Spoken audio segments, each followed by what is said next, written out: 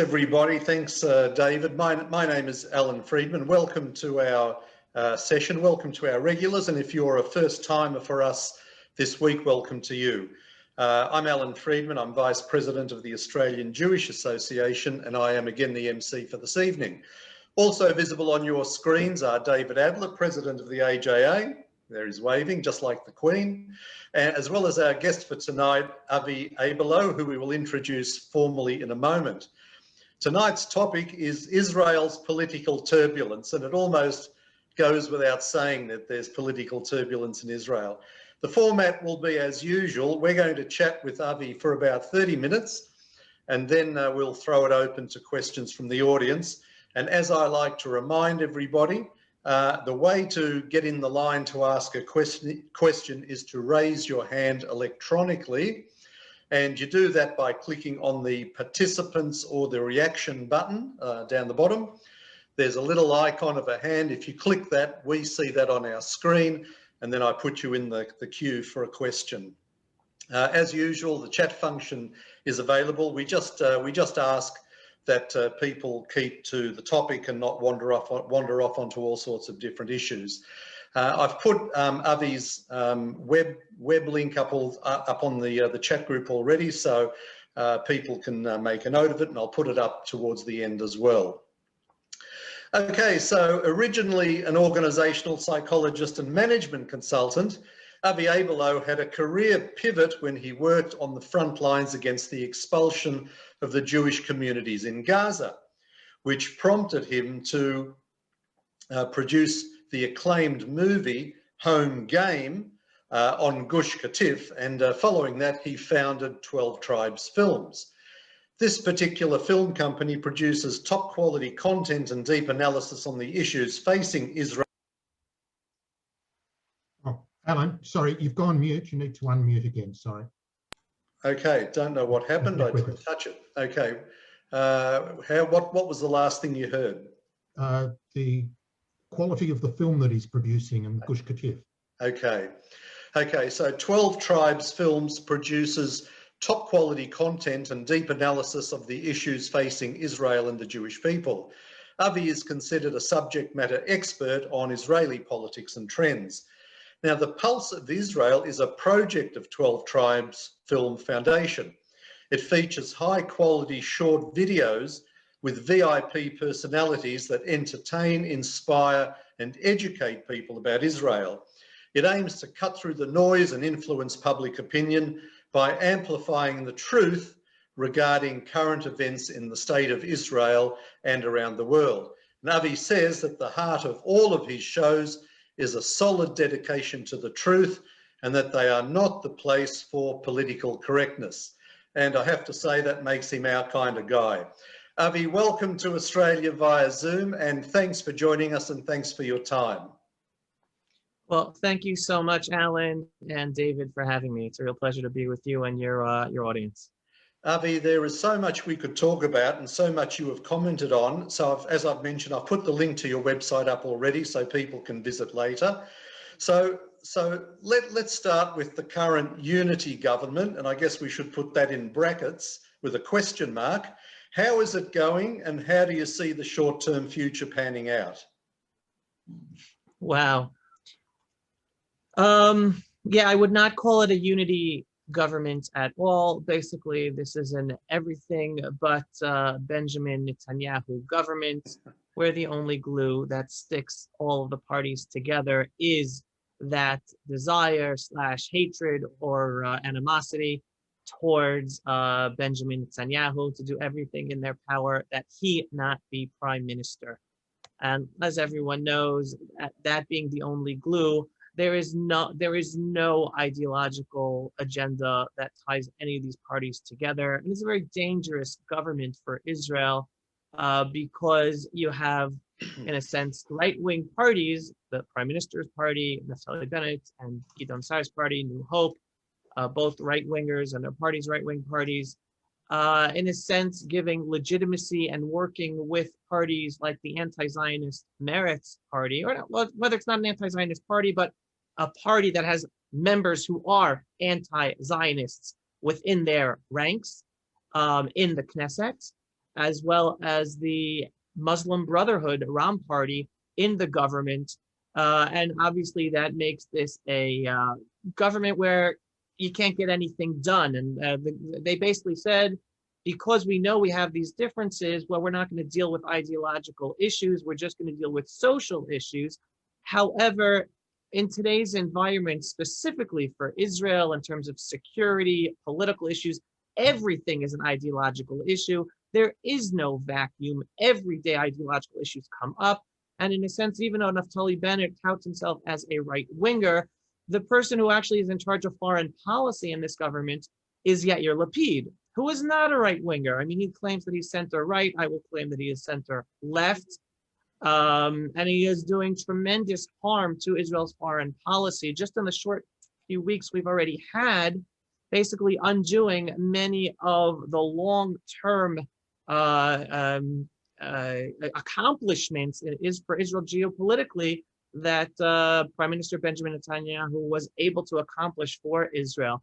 So again, every issue is ideological, and that's just on the geopolitical security front. So it's going to be very dangerous. Obviously, what I like to say is short term.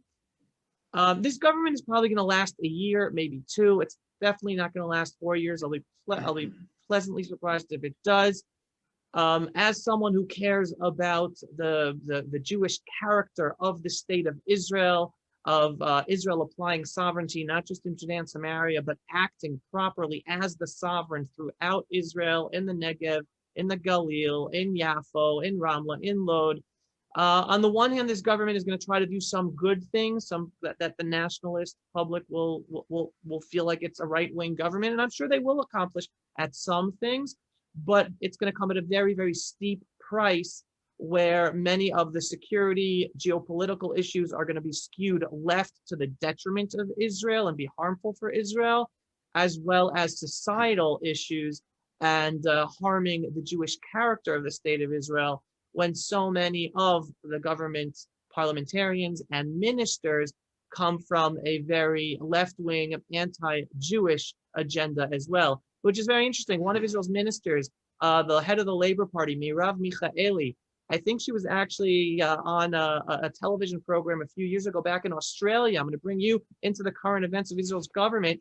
And it was dealing with family issues. And I posted this video before showing how dangerous the anti-family agenda is of the right. And here she was on an Australian television program, basically touting her support for the government taking control away from parents over children, that parents are dangerous. Even I think her line exactly was, the home is the most dangerous place for children, or the parents are the most dangerous for children.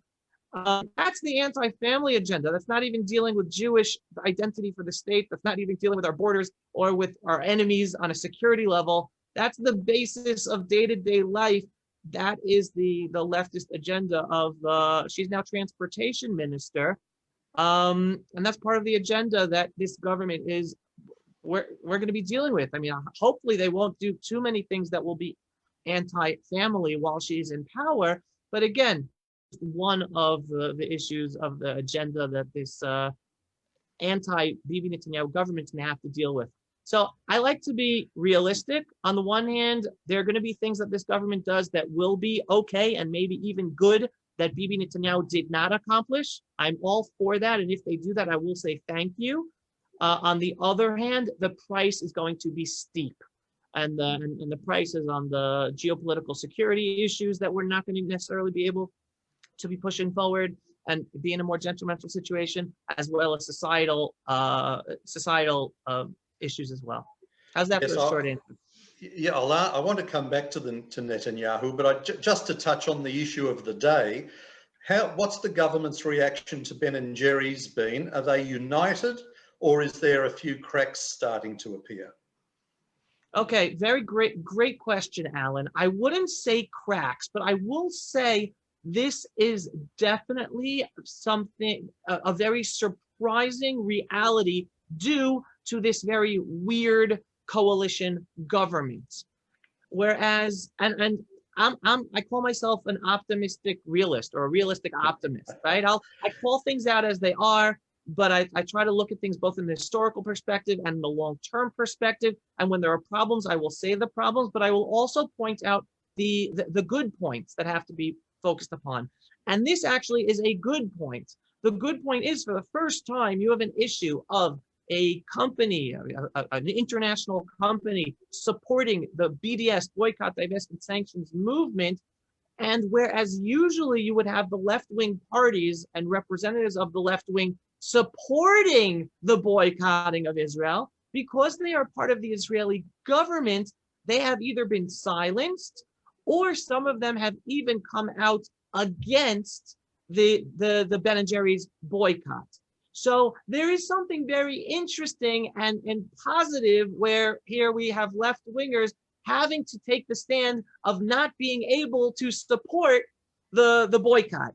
And whereas if this would have been a Netanyahu right-wing nationalistic government, you would have seen many of these left-wing politicians, in addition to many of Israel's media, establishment media, not necessarily going against or strongly going against Ben & Jerry's, because they'd be bringing up the left-wing talking points against Israel being in Judea and Samaria. But because this is a government where the left is part of this government, well, the media is now totally on board coming out against Ben & Jerry's, and all of Israel has basically been mobilized on a public sphere as well to be against this very prominent anti-Israel act by an international company. So this is definitely something very strange because of the reality of this government, but it's a positive strange thing that is a direct outcome of this government. And do you think that that might be because it's a fairly new government? Because ultimately, perhaps when they settle in, any one member of Knesset can almost hold the government hostage on an issue of their choice, can't they? So do you think this might just be a novelty because it's the first issue that's cropped up and they don't want to step out of line too much? That's a good question, but the answer to your question is actually correcting the question, because this is not the first issue that has come up that could potentially have been brought down this government.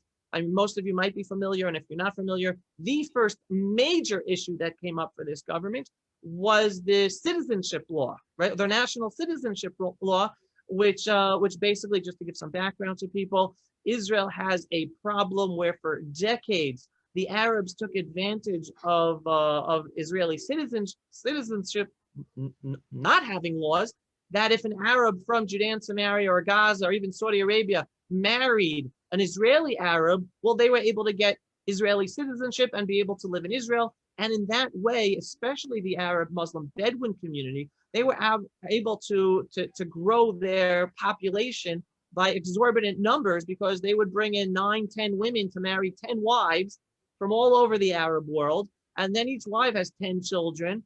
And that was booming their population. And many of those second generation that were able to seep through and become Israeli citizens then became terrorists, harming other innocent Israeli citizens. So Israel came up with a law to stop that, not allow this being able to just marry an Arab Israeli and automatically become an Israeli citizen. So there was this law, and that law, you have two major parties in this government who are against this law. One is, again, the leftist Meretz party, and the second one is the Muslim Brotherhood Ram party, whose constituents are the Arab Muslim Bedouin, who were the most to take advantage of that law not being in place.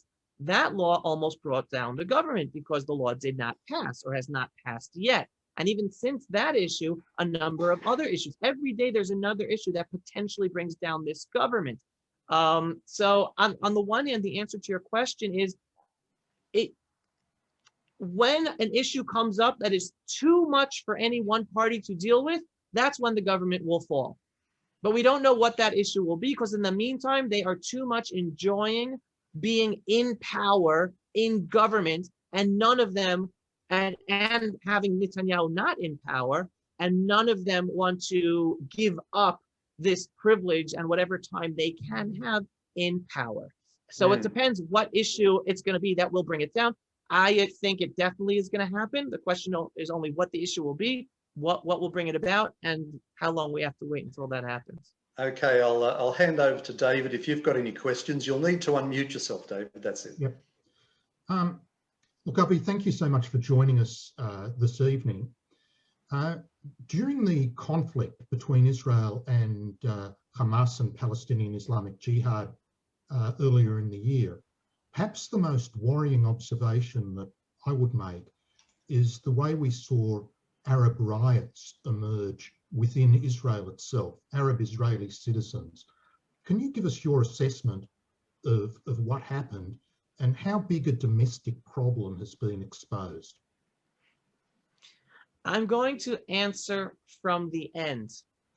And I am very happy that you phrased it in that way. How big of a domestic problem has been exposed? And first of all, the key word in what you're saying is exposed. I think the problem that has been exposed is key to moving forward for Israel. And while what we witnessed is horrible and painful and extremely hard for many Jews around the world, and especially Israelis, Jewish Israelis, to internalize, like, what in the world just happened, but it is critical that it did happen. That is, again, I'm the realistic optimist. I'm someone who for years has been telling people, folks, this conflict is not about Judea and Samaria. It's not about Gaza. This is a religious conflict. You're talking about an ideology within the Muslim world, not all Muslims, but an ideology that exists within the Muslim world that cannot tolerate Jews having sovereignty and living in our own ancestral homeland. That ideology does not stop at a designed border. It exists within an Arab Muslim population around the world, whether one lives in Riyadh, in Paris, in Ramallah, in Gaza City, or in Lod, or in Haifa, or Jerusalem. And the fact that the Arab Muslims who are Israeli citizens, who have freedom and equality, and that they work in our hospitals, that they work as Knesset members, they work as judges, they work as police officers, that within that population of Israeli citizens with total freedom and equality, it is critical that that has begun to be exposed for the Israeli population to wake up and realize our conflict is not about land. It's not if we get out of Gaza, we'll have peace. It's not if we destroy every settlement in Judea and Samaria and just put up a big fence and a border and say, hey, world, we now have peace. There are no Jews in Judea and Samaria. Let's have hummus in Damascus. No, that is not going to solve the problem, because the diagnosis of our issue is misdiagnosed. And as any doctor knows, if you give a medicine or a treatment to a misdiagnosed problem, well, no matter what the treatment or solution you give is, it's not going to work. Hence, the two-state solution is not a solution to the correct problem, because the problem is not about land. The problem is about the ideology within the Muslim world to not allow the Jewish people to live and be sovereign in our homeland. Hence, the problem exists within our own Arab Muslim population who are Israeli citizens. So this is all part of the wake-up process that is necessary in order for there to be enough public support within Israel to finally take care of the problem. And I want to make myself perfectly clear. I have nothing against Arab Muslims. I have nothing against Arab Muslims who are Israeli citizens. I have a problem with Arab Muslims who are Israeli citizens who, instead of being grateful for the freedom and equality they have as Israeli citizens, which they cannot have in any other Arab Muslim country across the Middle East, because if you're a Sunni Muslim living in a Shiite country, you're persecuted. If you're a Shiite Muslim living in a Sunni country, you're persecuted. Women don't have free rights and equality. Gays don't have free rights and equality. The only place where a Sunni Muslim, a Shiite Muslim, a female Muslim, a gay Muslim can live day in and day out without the fear of being killed and having freedom and equality is the Jewish state of Israel. So any Arab Muslim who agrees in living peacefully with us, knowing how grateful and blessed they are to live in the Jewish state of Israel, they can live peacefully with us. But that ideology of getting rid of the Jewish state of Israel, which we were shown that plenty of Arab Muslim Israeli citizens abide by because they willingly used violence against their own Jewish neighbors literally who lived down the hall from them, like in the cities of Lod and Ramla, where you had neighbors crashing down the doors of their Jewish neighbors trying to come in and harm them, which didn't make the headlines, but that happened. Well, that is a problem that has to be dealt with. And it's only going to be dealt with when there is enough understanding within the Jewish Israeli public to deal with that problem. And not enough Israelis understand it. And because of what happened in the latest conflict, more Israelis do. Unfortunately, more bad has to happen until more Israelis wake up for us to really have the leadership and the decision-making to deal with the problem. Avi, does that make Har Habayit, the Temple Mount, the tip of this issue? If you say it's a religious issue, we have seen some ugly scenes on Har Habayit. There is always the tension as to whether Jews can pray there, whether they can even go up there. And of course, we had recently Mansour Abbas, who's now part of the government, saying essentially that Jews have no rights on the Temple Mount or even at the Kotel. How's that being perceived? How's that being pursued? It's being ignored. It's being ignored because most of Jewish leadership around the world, even religious leadership, and most of Israeli political leadership just sweep that issue under the rug because they're all under the assumption that if we just appease the Muslim world, well, we'll have peace. And I come from a totally different perspective, a totally different understanding of reality. And again, I'm sure you all know of Dr. Mordechai Kedar. I'm a big chassid of his, a big student of his, and listening to what he has to say. He's been an AJA guest as well. Right. So understanding that this is a religious issue, my perspective is the only way to pursue a peaceful future for all of us. I'm not just talking for Israel, and I want to take advantage of this moment actually to emphasize Israel is the front lines of the whole freedom-loving world. The way we're dealing both, I'm going to bring in something else in a second, the way we're dealing with the Muslim world, as well as the ideological, progressive, woke world, we're basically on the front lines for the whole freedom-loving world. Australia, England, America, Europe, all right? So in terms of the Muslim world, the concept that we have to appease the Muslim world, that anytime they threaten violence, well, if we just appease, we'll have peace. No, it's exactly the opposite. Whenever we appease the threats and violence of the Muslim world, that just makes their appetite to achieve even more and push their desires even more. That pushes peaceful coexistence further away for all of us. The only way to achieve a peaceful future with the Muslim world, not just for Israel, but in Australia, America, Europe, Canada, etc., is if our leaders stand up and throw down the lay of the law, saying no more appeasement. There is an equal law applied to all of us. And when it comes to Israel, the only way we will achieve that, and I believe Israel should be on the front lines, is the first step has to be the Temple Mount. Freedom of access and freedom of worship must be allowed for all on the Temple Mount.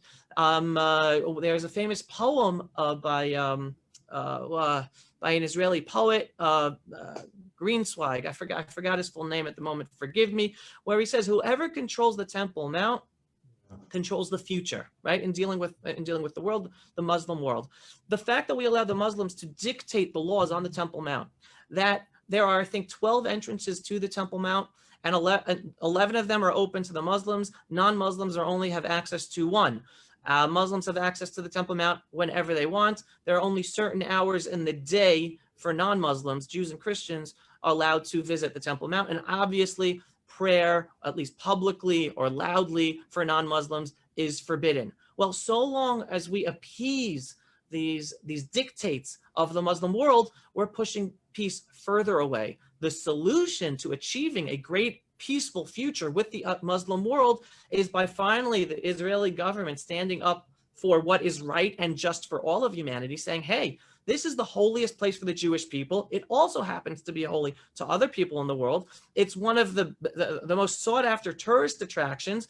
It is 100% wrong that there is discrimination between all non-Muslims. All gates should be open to all. Access should be the same for all. Freedom of worship. I mean, it was Isaiah and the prophets who said that the Temple Mount is supposed to be a place for all nations to be able to pray. The only way to give the Muslim world the message that they can no longer threaten us with violence and get away with their terror is actually with the first step being freedom of access and worship for all on the Temple Mount. So, and once the Muslim world gets that message, they will threaten World War III. They always will.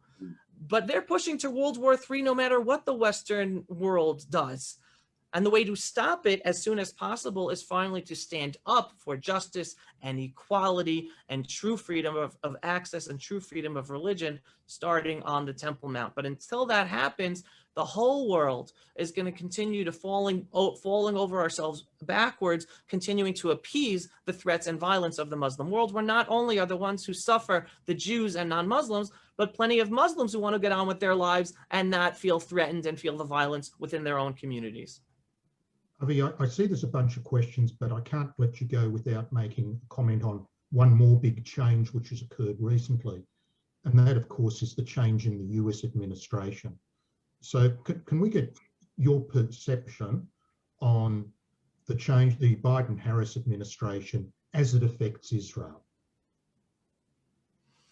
Yes, sure. First of all, I think it is important to understand just 2 years ago, we were probably living in the most idyllic reality, geopolitical reality ever, not just for Israel, but for the freedom-loving world.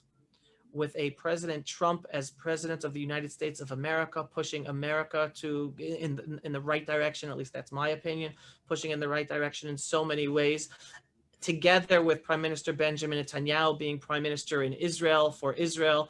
And it wasn't just to the benefit of Israel, the benefit of the whole Middle East. Again, the Abraham Accords was about understanding the reality of the Middle East, that the only reason peace is not happening here is not because of Israel and the Jewish people. It's because of the terror and violence of a so-called fake cause called Palestine based on a bunch of lies. And with putting that issue aside, there are plenty of Arab Muslim countries who are very interested in moving forward and normalizing relations with the Jewish state of Israel to benefit their societies as well. And that is what was happening under the President Trump, Prime Minister Benjamin Netanyahu regime, pushing our whole region into a better future. Now with the Biden administration in America and this crazy government we have in Israel, everything is going backwards. So on the one hand, I can be pessimistic and say this is horrible for the world. However, again, I'm a long-term thinker and I'm an optimist when it comes to it. So while things are going backwards, to the extent that the Biden administration is walking back all of the fabulous initiatives that Trump and Netanyahu made in order to push peace, a true peace in the Middle East possible via the Abraham Accords, the Biden administration is pushing everything backwards. Just to give one example, the Trump administration set up like a multi-billion-dollar Abraham Accords fund to push forward joint projects between Israel and those countries that normalized relations with Israel. That's to the benefit of the whole Middle East, right? That's about pushing a peaceful future, right? So you'd think any administration interested in a peaceful future for the Middle East, they would support that. No, the Biden administration pulled the cord on that, pulled all the money from that fund. You say you're interested in peace, yet you're pulling the cord on the most one of the best policies instituted to push forward a peaceful future for the whole region. So unfortunately, the negatives are there and things are going to go backwards. But just as I mentioned before, in terms of the recent Gaza conflict, which exposed that Israel has a problem with a percentage of the Arab Muslim Israeli citizen population. So what we're experiencing now is a wake-up process for all of humanity, for the whole freedom-loving world, where we're going to have to experience this horrendous Biden administration, this crazy Israeli government where things are going to go backwards separately and together, to wake up more and more citizens to be empowered to move forward in the right direction. We're seeing masks fall off everywhere. All right. And that's what we're experiencing. So I don't like focusing on the negative. I like pointing out the negative, but highlighting that it is obviously, I'm a believer, I'm a religious Jew. Things are necessary in what's going on in order to wake people up so that we are all enabled and empowered to move forward to the better future that we know is possible because we're all more educated and understanding of reality. Yeah, thank you, Avi. You're building a fan base as you speak, and I'll just mention to people that if they want to see more of what they're getting tonight, they can go to your website, pulseofisrael.com, and you make these fabulous little videos. Some of them are a couple of minutes, some of them are about 10 minutes or so, and that you explain things so well. We'll go to questions. I've got Reuven, Dennis, Ron, Andy, and Terry. So Reuven, you're first. Please unmute yourself and ask your question.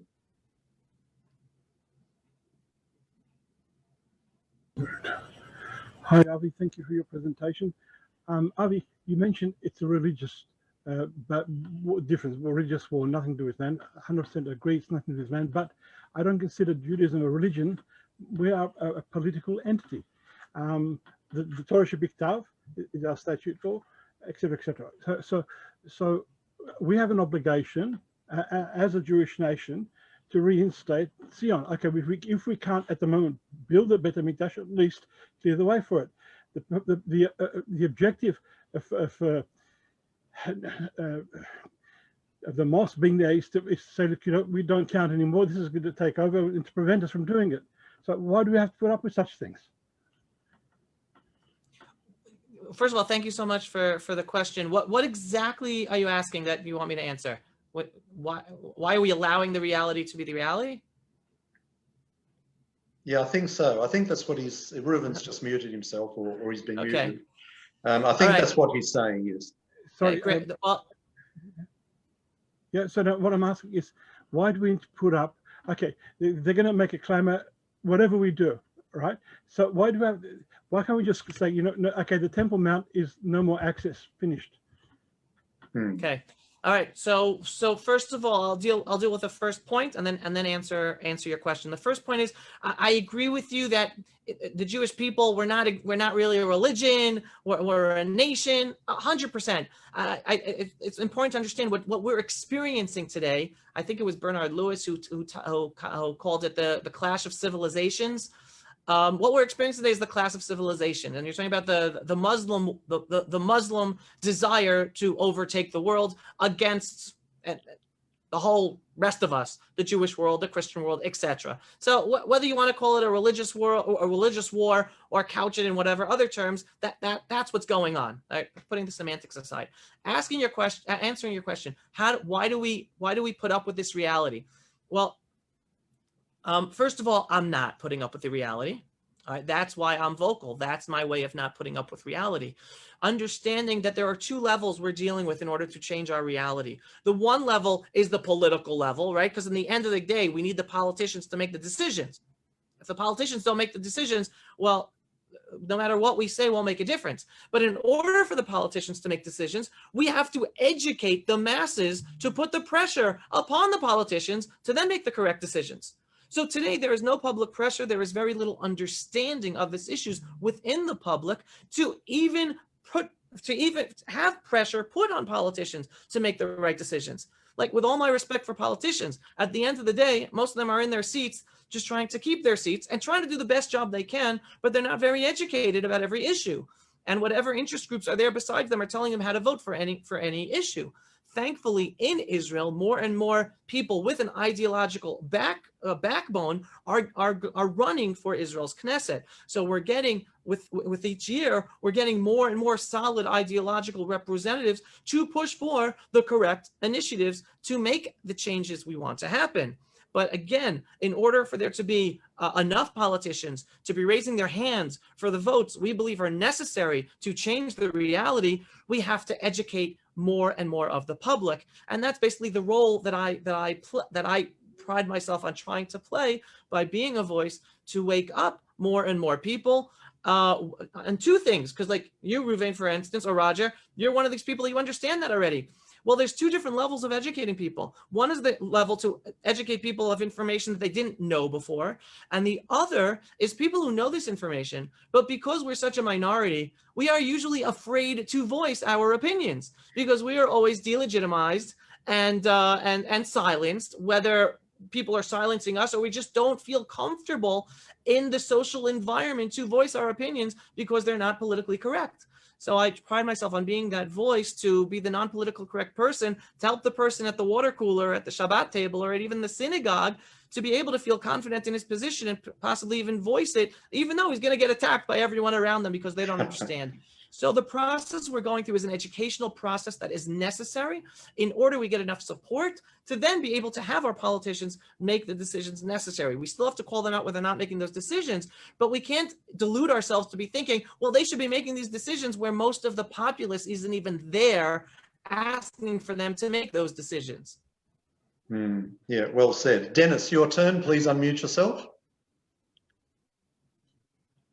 Just say we've got quite a few people lined up, so we'll try to keep the answers, the questions and answers brief as possible, please. And I might just mention, I forgot to mention, just please single questions, no double barrel ones because they take up too much time, unfortunately. Dennis. Thank you. Avi, I watch quite a few of your broadcasts, so I'm very familiar with your views. There's been, the now opposition leader, Benjamin Netanyahu, has made a lot of noise about the fact that the new government is weakening Israel's defense stance, both vis-a-vis Iran and also with regard to the Palestinians.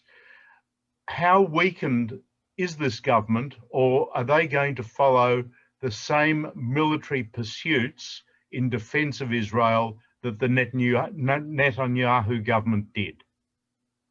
Okay, great question.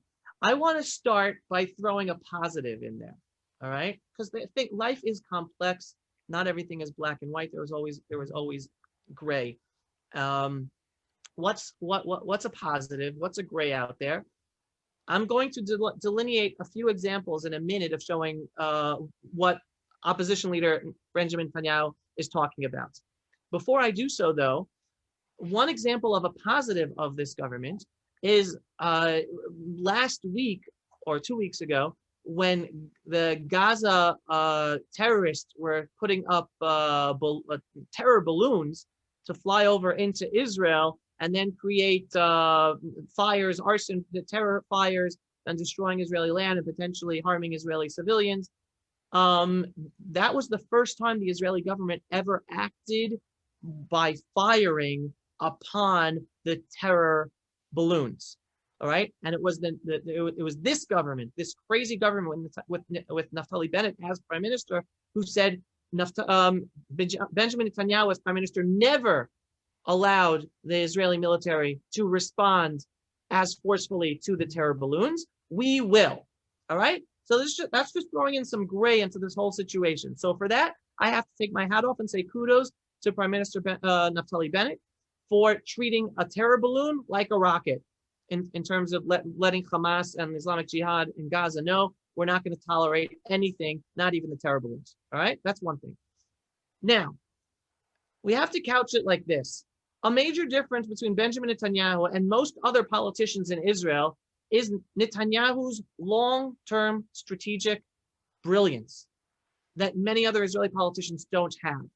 So with many of my own personal complaints that I voiced over the years against Netanyahu for things he didn't do or didn't do well enough, whether security-wise, whether dealing with the Israeli justice system or with Judean Samaria, sovereignty, etc., etc.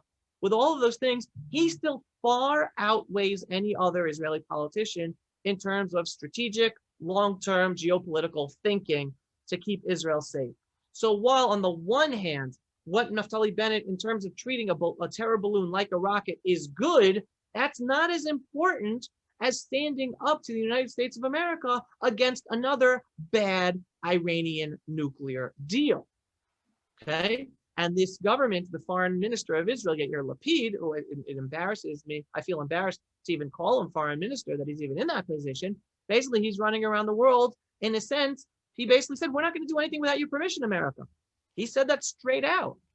which whether that means one, you go with the deal, we're going to live with your deal. Well, we'll voice our opposition, but we're going to live with the deal. Or two, if we want to do anything against Iran, well, we're going to ask for your permission first. Whereas Benjamin Netanyahu, he never did that. There might have been some things he told American governments beforehand just to keep an even keel, but he never asked for permission. If Israel needs to do something in order to defend itself, we will do it, whether America is giving us that permission or not. So there's that strategic thinking and standing up for the best interest of Israel, taking into consideration the risks of geopolitics. That's something that Netanyahu has that this government does not have. It was a huge mistake for Yair Lapid, foreign minister, to say publicly, oh, we will let you know everything first, basically saying we're not going to do anything without your permission. So that's geopolitical long-term mistake number one that weakens Israel with regards to Iran. The second thing, in terms of long-term thinking, has to do with Israel's geopolitical situation with European countries. As we all know, even though the established Jewish world and Jewish organizations all love to talk about how Germany is a friend of Israel, how France is a friend of Israel, how Britain is a friend of Israel. Well, when push comes to shove to United Nations votes, many times those countries do not side with Israel. They vote against Israel. And over the years, Benjamin Netanyahu strategically built up strategic relationships with Eastern European countries like Poland and Hungary, and some of the other Russia satellite countries. Now, many Jews have a problem with that, especially many Jews abroad, America, Britain, Australia, they have a problem with that because in the Jewish eye, in the establishment Jewish eye, these Eastern European countries have a lot of baggage of anti-Semitism. Therefore, it is wrong for Israel, the Jewish state of Israel, to cozy up and develop these strategic relationships with Eastern European countries.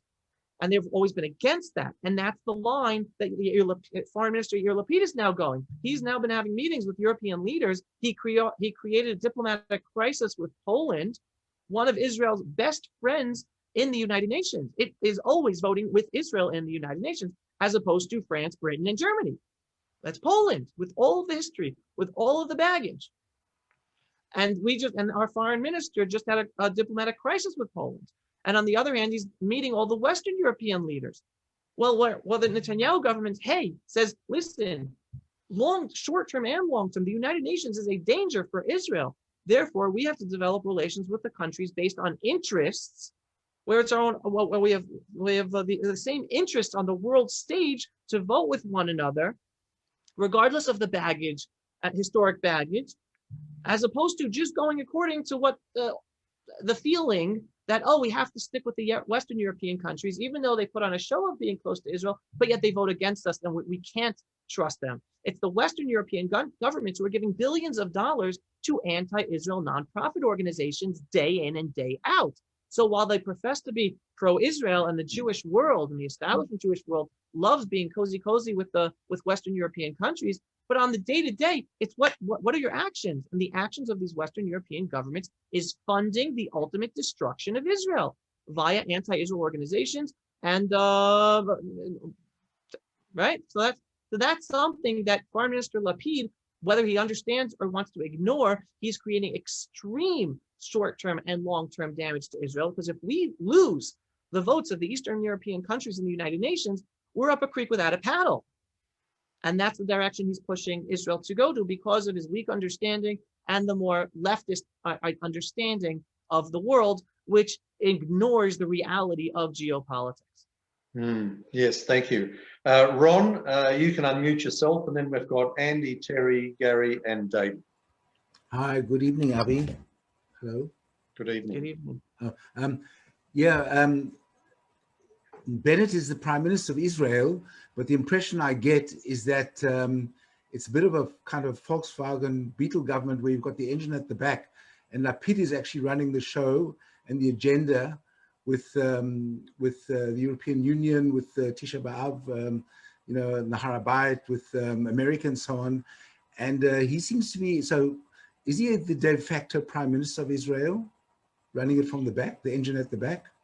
Well, I think you in Australia and the and Hugh in Britain will understand this since you guys understand coalition politics. How much power can a prime minister of 6 seats have in a coalition of 61? I mean, we're just talking basic math. You don't have to be a magician or a brain scientist to understand the real day-to-day politics of managing a coalition. So Lapid is the head of the biggest party in the coalition of 17 seats. Naftali Bennett is the head of a party of 6. So even though he is prime minister, on the one hand, to run a coalition of 61 when you're just the head of a party of 6, well, you're talking about unbelievable challenges to push forward your agenda, just your own personal agenda of your party. Forget about the agenda of your coalition with so many conflicts of interest within that own coalition. And then on top of that, you have Yair Lapid, who is in charge of Israel's foreign ministry. Now, just having being in charge of Israel's foreign ministry, meaning he is the de facto person in charge of Israel's foreign policy. Well, then how much input does the prime minister of a party of 6 have on Israel's foreign policy?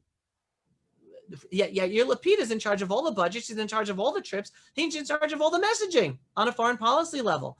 So it's just the reality of the ground. Now, I'm going to go back. I'm going to take a step back and give a little fuller picture of this. Over the years, Netanyahu has been criticized for neutering Israel's foreign ministry. And little by little, he was taking out initiatives and projects that in a sense belong in the foreign ministry and pushing them off to different ministers under new created ministries or whatever it is. But he was basically neutering Israel's foreign ministry, and he was criticized for that all the time. And what Yair Lapid is trying to do is undo all of that. He's trying to take everything away that Netanyahu took out of the foreign ministry and bring it back to the foreign ministry.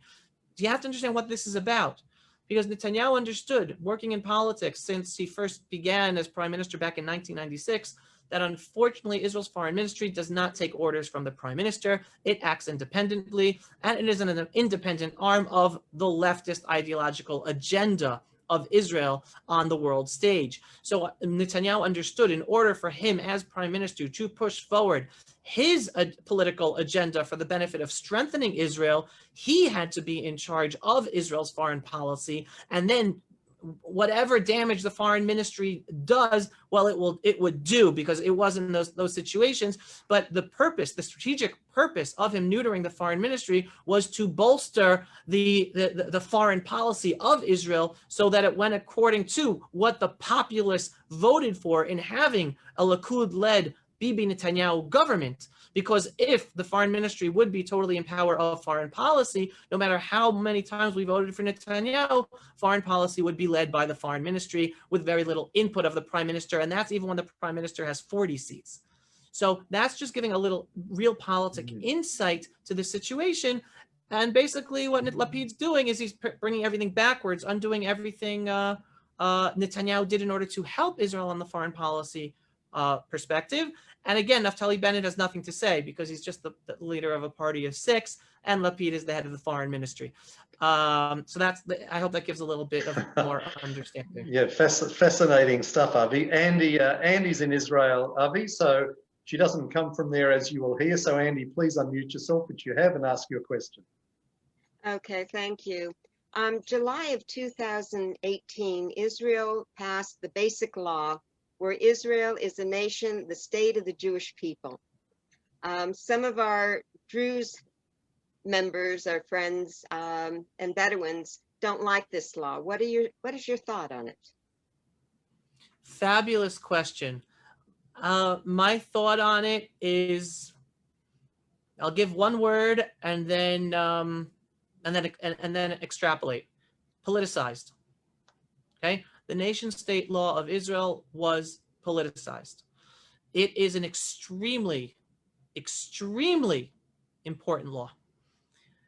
You have to understand the major, and then I'll deal with the complaints about it, and especially from Israeli the Jewish community, who are a very loyal population. But I'll start from the end. It does not cause any problems to any population. It does not. does not make any difference to anyone's life if he's not a Jewish Israeli. No difference whatsoever. Makes no difference on anyone's life, short-term or long-term, if you're not Jewish in Israel. Okay? Meaning that's how it was politicized. And what was politicized about it? It was politicized because it did not use the word equality for all citizens. That's it. That's how it was basically said, because the equality of all citizens was not part of this nation state law. Therefore, Israel is not an equal place, and it is discriminating if you're not Jewish. Lie. Total lie, politicized in order to generate a pushback against the law and to have the law voted down, whether by the Knesset, Israel's parliament, or in the Supreme Court. Now, why is this law so important? Because first of all, the reason it wasn't necessary to add in equality in the nation state law is because Israel's Declaration of Independence includes that. And Israel's Declaration of Independence is used as a legal document by the Supreme Court in making rulings. So the fact that equality of all citizens is in Israel's Declaration of Independence, it was not necessary to be put in this nation state law. It already exists, right? It wasn't being changed. The nation state law is critical because Israel's Supreme Court, little by little, has been hammering away at the Jewish character of the state of Israel using the equality wording of Israel's Declaration of Independence, meaning there is an anti-Jewish agenda within left-wing organizations and politicians in Israel to have Israel stop being a Jewish state and instead just be a state like any other state, just with a potential majority of Jews who live here. Meaning that there should not be any laws whatsoever that have to deal with the Jewish people. For instance, one law that the Supreme Court just knocked down was a Passover law where hospitals were only allowed to have kosher for Passover food in hospitals. All right. Now, what's the reason that law exists in Israel? Well, it doesn't mean no one can eat on Passover. There will be food in the hospitals for everyone to eat. It just ensured that for religious Jews in the Jewish state of Israel to be able to be around food in the hospital, that the food of the hospitals should be kosher for Passover. Those of you who do not are unfamiliar with Jewish law, so those who follow Jewish law, Passover, we're not allowed to eat non-kosher food. We're not even allowed to see non-kosher food. So if I'm living in Perth, Australia, and I go into a supermarket, so obviously I'm going to see non-kosher food, right? Nothing I could do about it. That's life. The law is not there for me to not be able to not do something I can't not do. But in the Jewish state of Israel, it's possible that we have the structure where everyone would be fine, and then the Jewish population that follows Jewish law would be able to benefit. Meaning food will be available for all, and they just ensure that during those 7 days of Passover, it happens to be kosher for Passover, so there's no issue for religious Jews to be in the hospital and get care in the hospital. And the Supreme Court shot down this law, right, based on that it's not equal. So that's just one example of how the justice system in Israel with the Supreme Court is little by little eroding the Jewish character of the state of Israel, where we thought that we would be in the state where it is for the Jewish people to have their right to their own homeland and be safe in our own homeland, where everyone else can live and have freedom and equality. Well, there is the agenda to erase that. And it just happens to be a state where, like France, like Australia, where there are no special laws that pertain to the Jewish population, in order to give it the Jewish character of the state. And again, it's just as like France or England, where it happens to have a majority Jewish population. So this nation state law was meant to be a legal document so that when issues that would deal with the Jewish character of the state of Israel would come up in the Supreme Court, they would have this document, this legal document saying, this is the nation state of the Jewish people. Hence, these laws are fine, because they strengthen the Jewish character of the state of Israel. And the reason they worked so hard on this law is because without this law, the Supreme Court would continue the already pushed forward agenda of eroding the Jewish character of the state of Israel by knocking down laws and not allowing parliament to pass new laws that are about strengthening the Jewish character and defending the Jewish people in our own Jewish state of Israel. I hope that gives a little more background and understanding. Certainly. Thank you, Avi. Now we'll take one more question from Terry. Apologies to Gary and David. We do like to finish sort of close to time. So Terry, please unmute yourself and ask your question. Hi, thanks for your talk. I can't tell you how much of it I agreed with and how often I was clapping. One thing that resonates with me more than anything else you said is the question of the two-state solution not being the two-state solution. There is no solution in creating a Palestinian state. We all know that. The problem is that when you look worldwide, even Israel's friends in the political world always say we support Israel, and of course we support the two-state solution. Is there an Israeli government, will there be an Israeli government that actually adopts the reality of the current situation and says, look, we no longer believe in this. We're not prepared to go along with it?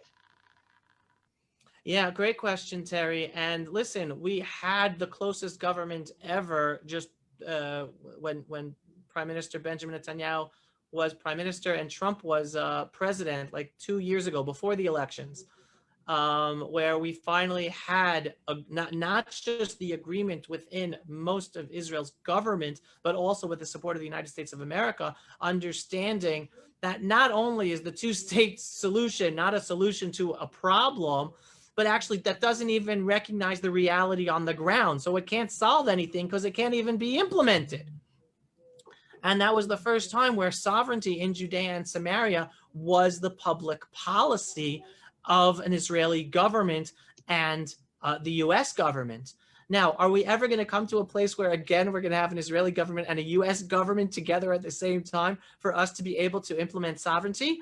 Well, I hope so. When it will happen, I don't know. But again, like I told you, I'm a realistic optimist. I'm also a believer in the one above.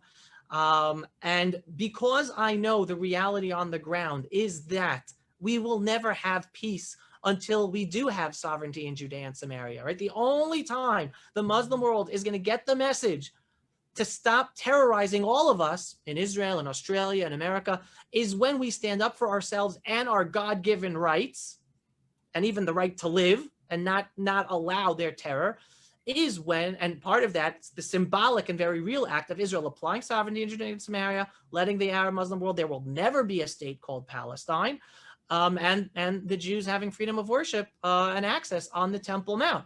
That will bring peace. So it's going to happen. The question to me is not if, but when. And like I tell my mother, because I try to be a good Jewish son and talk to my mother, and she raises the issues and her concerns all the time about reality. And she's one of my biggest fans. And she's always, what? This is an issue. So how are we going to get out of it, right? Oh, things are getting bad.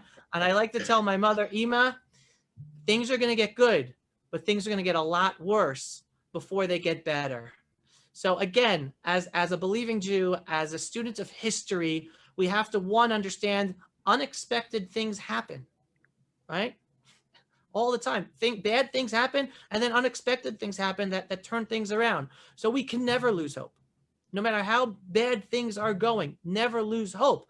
And the second thing is, again, then as a believing Jew and believing that the Jewish people being back here finally and rebuilding our ancestral homeland as the sovereign for the first time in 2,000 years, developing Israel to be one of the most well-respected, powerful, not just militarily, but economically, countries in the world. And we did this in only 70 years. Well, I do believe we're in the path of moving forward to even better times. That doesn't mean we're not going to have bad times in the meantime. And in terms of the world, listen, the world has been wanting to have Israel destroyed since 1948. Do you know?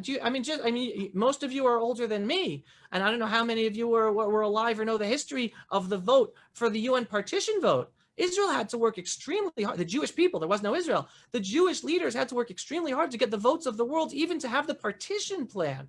And many of our so-called friends, they didn't want to vote for it. And even after the vote, many people do not understand this. Today we look at the world and we say, America is our best friend. Well, after 1948, America was not our best friend. Russia was Israel's best friend. All right. On a historic level, America did not support Israel until after we won the 1967 Six-Day War, right?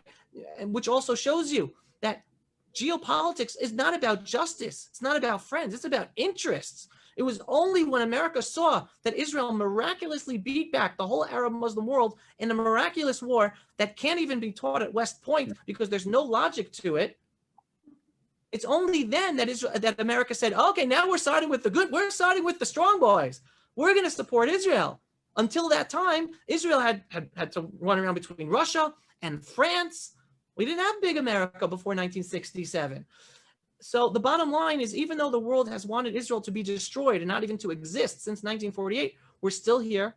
We're getting stronger every day, even with ups and downs.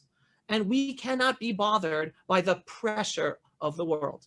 We have to be focused on our own goals and our own just future. I pay attention to the world in order to call out the world. But then I give over the message, folks, spread the message of truth and the justice in our cause, in our identity, in what we're doing here in Israel, which is a blessing to every Arab Muslim who lives in Israel. Stay focused on what we're achieving, stay focused on the goal, and forget about the noise of the world. That's always going to be noise from the world. We've succeeded regardless of the noise and the problems of world politics. So don't let that get you down. Be proud in your Jewish identity. I don't know if everyone's Jewish or not. Be proud in your Christian identity if you're Christian. It's our identities that push us forward, and not to let the outside world influence and change us. But it's our strong identity and who we are and what our purpose is, and feeling pride in the Jewish state of Israel that will push us forward to succeed, both as the state of Israel and as the Jewish people, regardless of where you're living. And my final and I have to push this out there for all the Jews out there listening. Please, please, please start thinking of coming home. Please, please. This is where we need you. This is where our future is. And I think with each day, we're seeing the signs more and more that even though, I was blessed to grow up in America, the 70s, 80s, and 90s, life was great. Very little anti-Semitism, Jewish American, American Jew, right? That was the argument. Life was great. Little by little, we're realizing history's repeating itself. History's repeating itself. Yeah. And every few years, the Jews had to migrate. We were kicked out of Poland, kicked out of France, kicked out of Britain, kicked out of the Arab world, kicked out of Germany. Come home. Start planning. At least start planning. At least start planning, and let me know if you need help, and let me know when you get here. We have our challenges. We have our problems. Nothing's perfect. But again, it's just noise. It's about us being focused on our true purpose, our true identity, and moving forward, trying to make the best of life, which life is never perfect, no matter where you are or what you're doing. And on that inspirational note, Avi, we want to say thank you. We do need to finish up. Avi, thanks so much. Everything that you've said resonates with this audience, I can tell you. Your depth of understanding is fabulous, and you articulate it so well. I'll just mention again, thepulseofisrael.com. If people like what they see, they can go to your website and see a lot more of this. And I imagine, Avi, if people are inclined to donate, you wouldn't say no. Yeah, well, first of all, Alan, again, thank you, and David, for having me on your platform. Very, very grateful and thankful for that. And again, I imagine most of you know, online censorship is growing by the day, and we are being hit every angle, every day from a different direction. My whole company was deplatformed from Facebook. They put us back on, but any day we could be totally off of Facebook.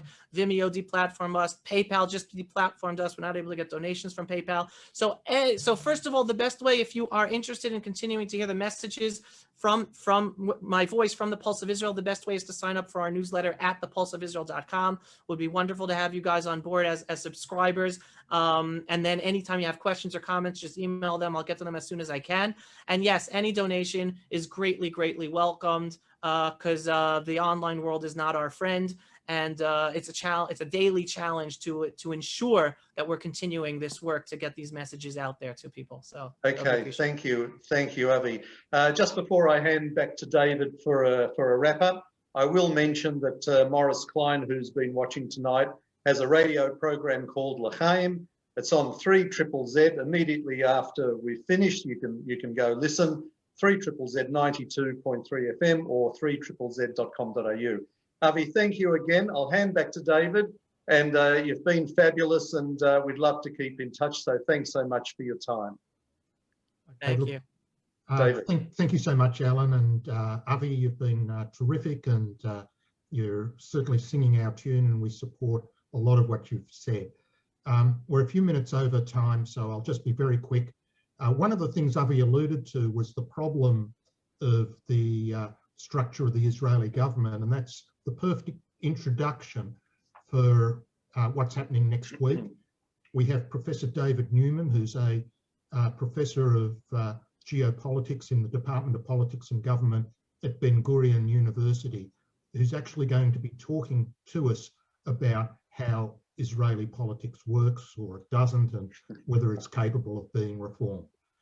And finally, for those of you who are not yet done so, the three things that we ask in support of AJA is to join the email list, go to the website jewishassociation.org.au, like and follow the Facebook page for up-to-date information on news and views, and also on the website, if you're not yet a formal member, there is an application form there, and we also need donations to make the organisation work.